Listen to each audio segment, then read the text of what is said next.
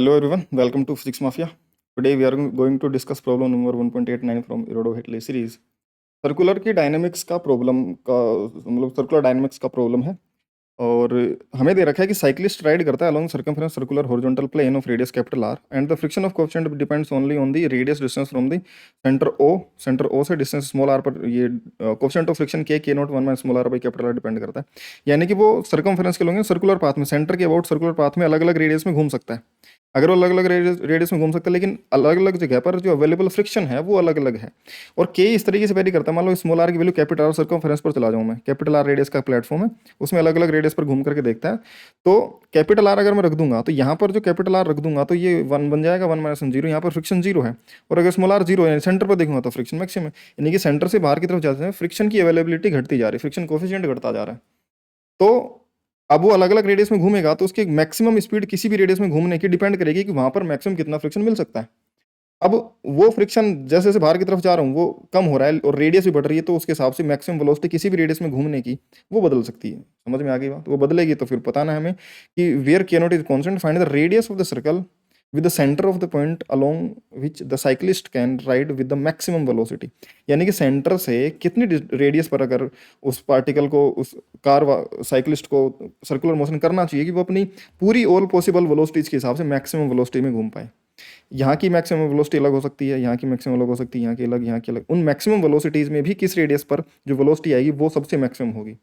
क्योंकि देखो मान लो यहाँ पर अगर वो घूम सकता है मैक्सिमम स्पीड 20 मीटर पर सेकंड से किसी भी रेडियस में, तो 20 से कम में घूमेगा तब तो कोई दिक्कत ही नहीं ना, फिसलेगा, स्लाइडिंग तब होगी जब 20 से ज्यादा से घूमेगा, क्योंकि अब फ्रिक्शन उतना मिल नहीं पाएगा।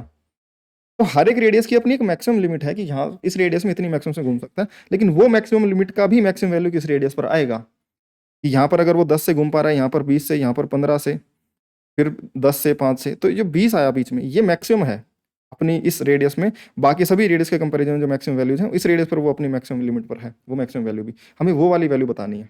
समझ में आ गई बात? और वो वेलोसिटी कितनी है वो भी बतानी है और किस रेडियस पर है वो भी बतानी है। तो ध्यान से देखो, अगर मैं ये टॉप व्यू दिखा रखा है, हमें क्या दिखा रखा है, ये टॉप व्यू दिखा रखा है।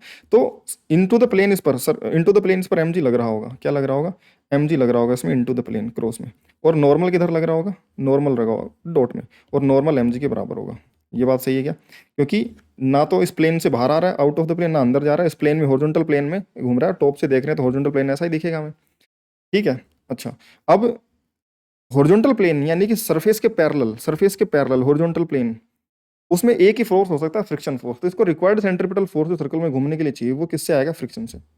किसी भी रेडियस में घूमेगा तो वहां पर फ्रिक्शन इसको सर्कुलर मोशन करवा सकता है कि normal out of the plane है, एमजी इनटू द प्लेन है, वो तो बैलेंस्ड है, ठीक है। तो friction will provide required centripetal force, ये बात सही है। और फ्रिक्शन ही तुम्हारा mv square by R, required centripetal mv square by R के बराबर होगा। नॉर्मल एमजी के बराबर स्टैटिक फ्रिक्शन की जो मैक्सिमम वैल्यू हो सकती है वो के इंटू एन है। तो फ्रिक्शन जो होगा k into N, coefficient of friction mu into N, यानी कि म्यू के दे रखा है इंटू एन के से लेस देन या इक्वल हो सकता है, मैक्सिमम फ्रिक्शन के इंटू एन हो सकता है। अब हमें मैक्सिमम स्पीड से दौड़ाना है किसी भी जगह पर, तो हमें फ्रिक्शन भी तो मैक्सिमम लेना ही पड़ेगा, यानी कि के इंटू एन पूरा लेना पड़ेगा। तो के इंटू एन कैलकुलेट करें, फ्रिक्शन की मैक्सिमम वैल्यू क्या हो सकती है स्टैटिक फ्रिक्शन, वो के naught 1 minus molar by capital coefficient of friction into normal MG के बराबर। ये मैक्सिमम फ्रिक्शन लग सकता है। उसके करस्पॉन्डिंग जो वेलोसिटी आ सकती है वो maximum friction equal to M V square by R. हमने निकाल लिया कि किसी भी आर पर वेलोसिटी वी स्क्वायर का फंक्शन बन गया k naught G small R minus small R square by capital R. और जो वेलोसिटी है तो रूट ले लेंगे तो वेलोसिटी यानी कि स्पीड निकल के आ जाएगी k naught G small R minus small R square by capital R. अब ध्यान से देखो, हमें पूछा है कि वेलोसिटी मैक्सिमम। सबसे पहले जो किसी भी रिलेशन में, किसी भी इक्वेशन में मैक्सिमम मिनिमम की जैसी चीज़ें पूछी जाती हैं तो हमारे दिमाग में एक ही चीज़ आती है कि अगर velocity as a function of R है और किस आर पर वी मैक्सिमम है ये पूछा हुआ है, तो वी और आर का जो मर्जी ग्राफ बन जाए, मैक्सिमा या मिनिमा जहाँ भी होते हैं वहाँ पर स्लोप जीरो होता है, यानी कि डी वी अपॉन में डी आर या D Y by D X जैसे बोले वो जीरो होना चाहिए। तो यहाँ पर D by D R zero होना चाहिए। लेकिन हम ऐसा भी कर सकते हैं कि जहाँ पर वेलोसिटी मैक्सिमम होगी वहाँ पर वी स्क्वायर भी मैक्सिमम होगा। तो जहाँ पर वेलोसिटी मैक्सिमम होगी वहाँ पर वी स्क्वायर, तो जैसे वी और आर का कुछ ग्राफ बनेगा वैसे वी स्क्वायर और आर का भी कोई ना कोई ग्राफ बनेगा, उसमें भी मैक्सिमम मिनिमा पर उसका स्लोप जीरो होगा। और जहाँ पर वी मैक्सिमम वहीं पर वी स्क्वायर मैक्सिमम है, क्योंकि वी का स्क्वायर करने पर वी स्क्वायर आएगा। तो क्योंकि ये v की वैल्यू यहाँ से मैक्सिमम आएगी, क्योंकि ये पॉजिटिव वैल्यूज आएंगी, तो वी स्क्वायर वैसे ही पॉजिटिव आएगा, वी पॉजिटिव आएगा, वी स्क्वायर पॉजिटिव आएगा, तो दोनों मैक्सिमम एक साथ एग्जिस्ट करेंगे। तो या तो इसका डिफरेंशिएशन करके या फिर इसका डिफरेंशिएशन करके मैं आंसर निकाल सकता हूँ, या और भी क्या तरीके हो सकते हैं मैक्सिमम निकालने को, डिस्कस करेंगे। तो मैक्सिमम के लिए D V by D R differentiate करते हैं, या फिर D of V square by D R. V square का डिफरेंशिएशन अलग से करके देखें तो क्या बन जाएगा 2v, और v का D V by D R zero. D V by D R zero होगा तो ऑब्वियस सी बात है वी चाहे जो मर्जी हो, D V square by D R भी तो जीरो ही होगा ना। तो इसको जीरो करूँ चाहे इसको जीरो करूँ, बात एक ही है। तो इसको जीरो करते हैं, अगर मैं वेलोसिटी फंक्शन ऑफ आर, तो ये रूट एक्स की तरह बिहेव करेगा। तो 1 में 2 रूट एक्स इसका डिफरेंशियल, 1 में 2 रूट एक्स ऐसे कैसे। अब अंदर वाले एक्स का डिफरेंशियल करेंगे तो के नॉट जी ऐसे कैसे, और अंदर स्मॉल आर का डिफरेंशियल 1 माइनस 1/कैपिटल आर ऐसे कैसे, और आर स्क्वायर का differential 2r equal to zero. समझ में आ गई बात। इसको जीरो, नीचे वाले को जीरो में ले जाएंगे, के नॉट जी भी जीरो में चला जाएगा, ये बन जाएगा 1 minus 2 small R by capital R zero, यानी कि स्मॉल आर बन जाएगा कैपिटल आर बाई 2। या फिर डी वी स्क्वायर का सीधे डिफरेंशिएशन कर सकते थे, के नॉट जी ऐसे कैसे, और अंदर जो स्मॉल आर है उसका डिफरेंशिएशन 1 बन जाएगा, और ये 2r इसका डिफरेंशिएशन बन जाएगा, कैपिटल आर नीचे कांस्टेंट है, 1 minus 2 small R by capital R equal to zero.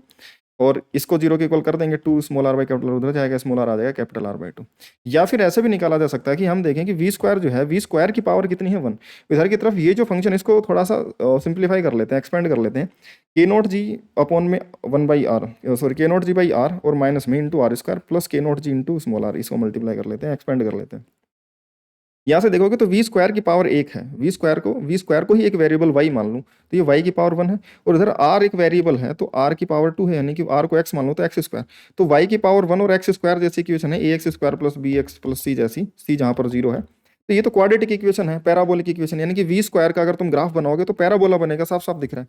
और पैराबोला का मैक्सिमम या मिनिमम जो भी बनता है, जहाँ पर पैराबोला टर्न करता है, वो minus B by A vertex होता है उसका, माइनस बी बाई 2 है।